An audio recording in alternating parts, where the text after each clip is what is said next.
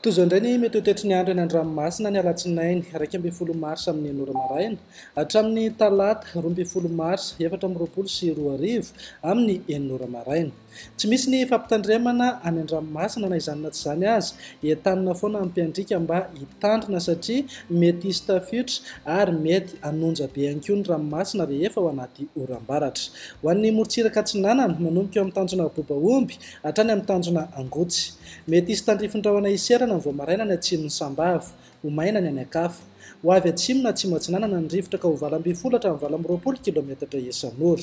Hahatratra 7 kilometatra isan'ora any amin'ny tapany avaratra. Hanonja be ny ranomasina, avy ny onja saika manodidina eo amin'ny 1 metatra sasany. Tanjona Angotsy hatrany Mahanoro. Andrahoana amin'ny tsitokotoko, ho avy atsimo na atsimo Atsinanana ny rivotra ka ho 7 hatramin'ny 20 kilometatra isan'ora. Adimy mpanonja nanonja be ny ranomasina, avy ny onja ray hatramin'ny 1 metatra sasany. Mahanoro hatrany Taolagnaro. Andrahoana Mahalana, ho avy Atsinanana na avaratra Atsinanana ny rivotra ka ho 7 hatramin'ny 20 kilometatra isan'ora. Hanonja be ny ranomasina, avy ny onja manodidina ny 1 metatra sasany. Taolagnaro hatrany amin'ny tanjona Vohimena. Andrahoana vitsy na Ibalika amin'ny masoandro. Ho avy Atsinanana ny rivotra ka ho 20 hatramin'ny 17 kilometatra isan'ora.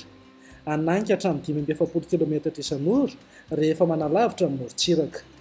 Hanonja be ny ranomasina amin'ny ankapobeny, avy ny onja manodidina ny 2 metatra. Ho an'ny morontsiraka andrefana, tanjona Vohimena hatrany amin'ny tanjona Ankabo. Hanorana tandrifin-drahona mety haranikotroka ny avaratra Toliara, ho maina ny anakafa.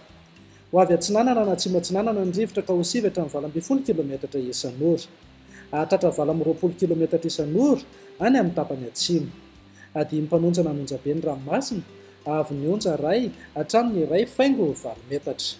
Tanjona Ankabo hatrany amin'ny tanjona Vilanandro. Andrahoana vitsy, ho avy avaratra ny rivotra amin'ny ankapobeny ka ho 7 hatramin'ny 20 kilometatra isan'ora. Adimy mpanonja nanonja be ny ranomasina, avy ny onja ohatra faingo enina hatramin'ny 1 metatra sasany. Tanjona Vilanandro hatrany Analalava.